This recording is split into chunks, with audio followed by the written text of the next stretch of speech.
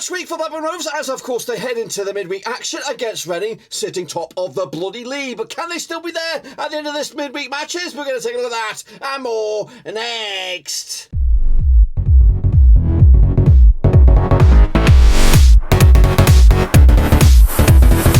Folks, back once again with another video. Today we're taking a look at their match on Wednesday night. That's right, up against these boys over there. That's Reading, of course, at the Midweek, and we'll get to that in just one second. If you know where you've been, smash your subscribe and bang up to all things Rovers related, Championship related, World Cup related out in Qatar. We're going to cover that extensive detail later on in the calendar year, but right here, right now, it's all about this. It is Reading, it is Rovers, it's at bloody the Midweek. We'll get into it, of course. Big shout out to the VIPs. They are the patrons, of course. You know who you are. But anyway, let's get into the deep end, of course, and have a look at the game itself. That's right, which we'll be covering in extensive detail. If you've not checked out the content already on the channel, we've got a combined 11. We do have a chat with the away day fans. Big shout out to Lewis, Eddie Lewis, of course, me old mucker there from the Air Force. Check that video out. And again, I'll be here for the watch along. We'll have a pre-game, hopefully, post-match. We might even get, say it quietly, say it softly, an Alexander Haben vlog. We might get one, but if we don't worry about it. Anyway, these are, of course, the details of the game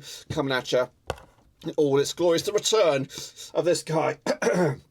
He's not back to Ewood Park, but he's back up against his old boys. It is Paul bloody Ince. He did a number on us at the end of last season when he took over the reins on a temporary basis, and he mugged us off. He mugged us off for 3 points, which of course could have been massive in our push for the top 6. So a good chance for hopefully Rovers to fight back a little bit and settle a score. He's managed against us in his tenure 2 times, and he's yet to lose us, Paul Ince. He's going to come in here with a bit of cockiness, a bit of arrogance, and of course hoping in his own eyes to pull the wool over JDT's eyes, who come into this on the back of the 1.69 points per match in his managerial tenure. Of course, only been here very, very early doors. It's still early doors in the JDT era. Anyway, let's take a little look at the most valuable players of both two sides. Again, I am...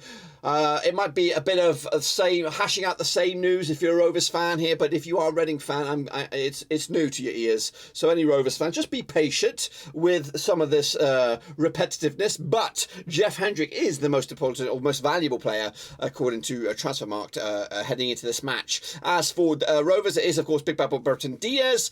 2 for 2 now in the last couple of games for him, heading into this match. And again, his value hopefully remaining steady, moving into the back end of the transfer window. Then, shall we? Let's take a look at, of course, the valuations of the squads here. 37.76 for Rovers. 30.6 million is Reading there. So Rovers have got a bit of value in there. They got more international players, do they? That's right, Reading. Of course, we have less foreigners than they do. This O market. I'm not too sure what that means, but we have got more in that. And of course, we have a much younger squad. We are building something here. It's going to be Manu's catchphrase. We are building something here at Ewood Park. Let's take a little look at the recent records then since 2006. There's been 7 wins for Reading on this one, 8 wins for Rovers, and there's been 5 draws. Of course, Reading, though, just 1 win and 5 for them, 33% for up against the Rovers side, who've won 6 on the bounce in all competitions, all venues. Of course, heading from pre-season into the current season.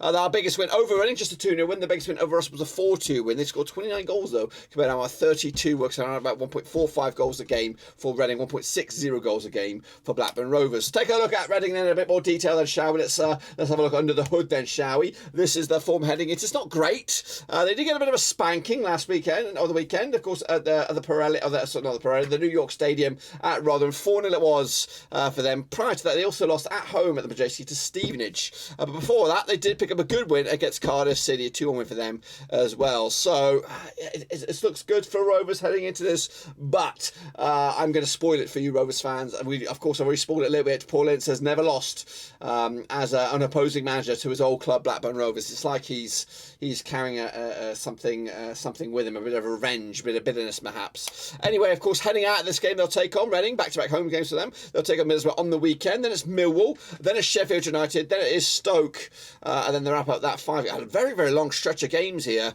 all the way to the I think this is the final game perhaps before. In fact, there's one more before the international break. mistake. But they'll take on Watford at Vicarage Road on the 10th of September. Let's take a look at the squad then, shall we? This is, of course, the who's who. And having spoke to Eddie earlier in the week, it is a threadbare squad here. Of course, when fit, though, they do have a couple of good centre-backs. Scotty Dan, if he's still in the books. Liam Moore there as well. Tom McIntyre. They've got some good experience in there. Question marks remain as who's going to be in goal. Will it be Joe Lumley? Will it be somebody else? Joe Lumley's had a bit of a clanger. And for me, as a Rovers fan heading into this, I hope he stays between the sticks. He is, hopefully, gives him the opportunity to reclaim a bit of pride. Up top, they do have Georgi Pushkas. And again, he's not a bad striker on his day. And Lucas João can score goals at this. That's probably the most sellable asset.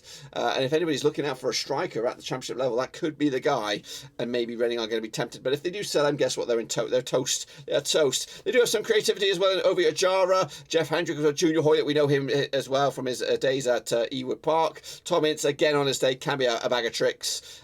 So there are players in there that can actually win this game for Reading. Take a look at the top players then, shall we, for Reading in the Championship so far. Mamadou Loom is the man. Over at Jara as well. Junior Hoylett in the top three there. And then some guys that really need to step it up a little bit if they are to make grounds, of course. Take a look at the stats then, shall we? Just a couple of goals in the league so far. Long, Ince, and Ibidibidibidibim there. I don't even know how to pronounce that name. Let me know how I do it down below. Yayadom, Ariba, Long, and Hoylett with the yellows so far. No reds. This is my expected lineup for you then. Heading into this, we've got Lumley between the sticks. We've got Guinness Walker on the left-hand side, Hoylett on the right, operating as a right fullback or right wing-back these days. We have McIntyre, Holmes, and Yayadom at the moment. Hendrick, Fornar in the middle there with the Jar on the left, Ince, of course, and Long up top. No with Lucas João. I do believe he's injured. And again, that is a bit of a blessing in disguise for Rovers moving forward. Take a look at the goals then, showing the stats.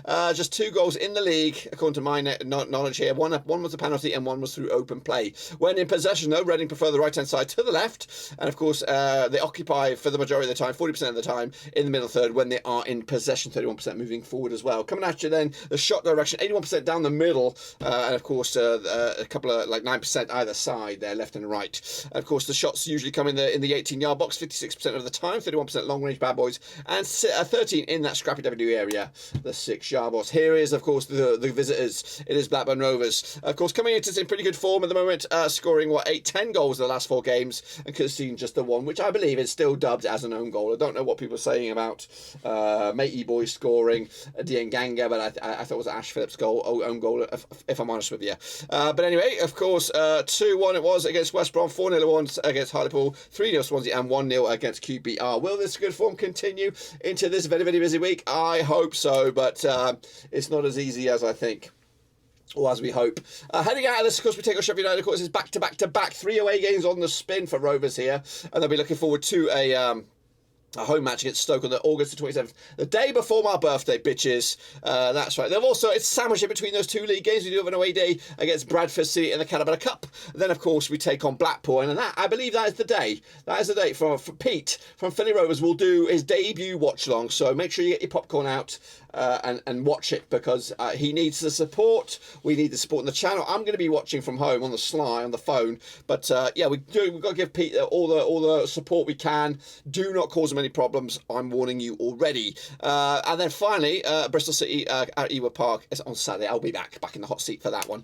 Let's take a look at the squad then, shall we? Of course, if you are a Reading fan, this is what we're working with at the moment. We are trying to get some defenders in. We're trying to get some bodies in, and we believe there's going to be about 4 or 5 new additions to the team before the window slams shut.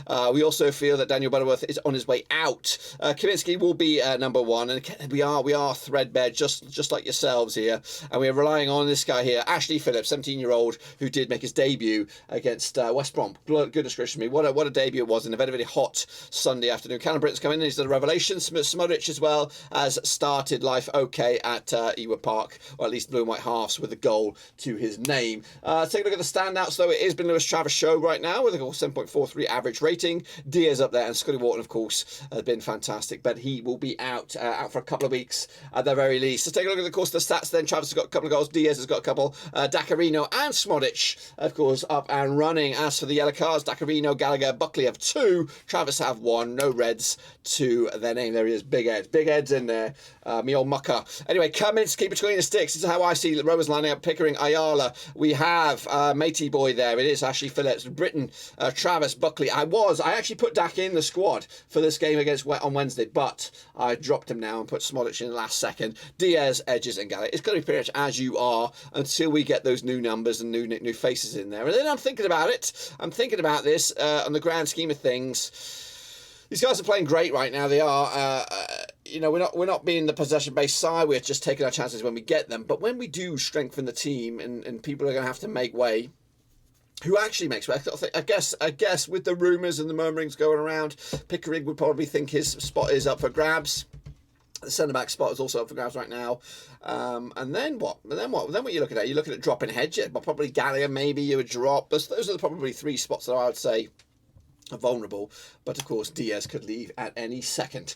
Meanwhile, take a look at the goals then, shall we? 4 of them through open play, 1 set piece, 1 counter attacks, no penalties and no OGs so far. As for the stats then, 42% of our attacking possession is down the right, 38% down the left. That's the Callum Britton effect. Meanwhile, when in possession, 43% of the time it is in the middle third, 33% in the defensive third, and 32% for moving forward. As for shot direction, 52% of our shots are down the middle, 24% down the right and the left, and of course 0 shots in the 6-yard area. That's the Bradley Dack zone. We're not really optimising that just yet. And of course, 55% of all of our shots are in the 18-yard box. Take a look at the characteristics of the game then. Heading into this one, of course, Reading strengths, creating long shot opportunities, coming back from losing positions, aerial duels, defending set pieces, and protecting the lead. As for the weaknesses, finishing, scoring chances, avoiding offside, defending counter-attacks, defending against defending attacks down the wings, avoiding individual errors, avoiding fouling and dangerous errors, and defending against skillful players. Their style of play, though, is attacking down the middle, crossing very often, control the game in the opposition half, long ball, and consistent first 11. Rovers' strengths, finishing, scoring chances, creating chances through individual skill, counter-attacking, stealing the ball from the opposition. The weaknesses, though, keeping possession of the ball and aerial duels. That's a load of bullshit. Bullshit detected. Blackburn style, though, attacking down the right, long shot, short passes, playing in their own half, and consistent first 11. The forecast says Rovers will score as a result of individual skill, will also score as a result of an opposition error. Reading will control the game in the opposition half and dominate in the air. Rovers will score from a fast break situation. So hopefully that is right. Let's take a look at the recent records then between these two sides. Of course, Reading coming into this, so we'll take a look at that. Their home form, just 1 win in the last 4 games, including a friendly there. That one was against Cardiff. They have lost to Stevenage so far. They've only played 1 league game at home, and they won it. So that's a food for thought for Reading fans heading into this. Rovers, though, coming to this on their way form, just 1 game on the road in the league, and that was a big 3-0 win over Swansea, of course. Hopefully we can replicate that at the Majayski. Take a look at the recent encounters then over the last 6. Now, this has been both home and away. It's been 1-3 for Reading, 1-3 for Rovers, 0 draws. Last time I played each other at the Majayski, it was a 1-0 win, and that was, of course, for Reading. Meanwhile, last time I played each other at Ewood Park, it was a 2-0 win. The last time that Rovers picked up a win on the road at Reading was back in 2019. It was a 2-1 win with Armstrong and Dak on the score sheet. John Swift, of course, scoring for Reading, who did 1, 2. He scored 2 in the last 6. Meanwhile, the last 6 at Reading, just 1 win in the last 6 games for Rovers at the Majayski. That was a 2-1 win back in 2019. Not much good reading here. Pushkas has scored. Josh Laurent has scored. Swift, of course, has scored a couple of goals against us.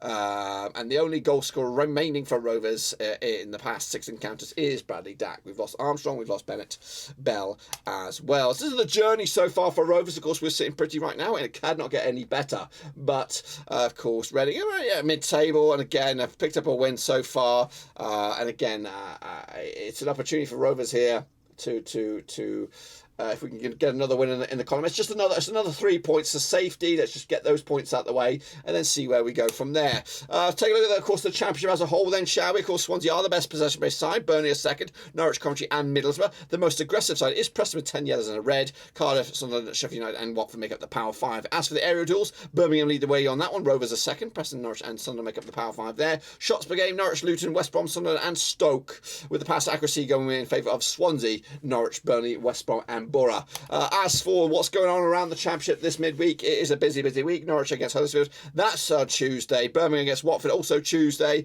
Bristol City, Luton as well.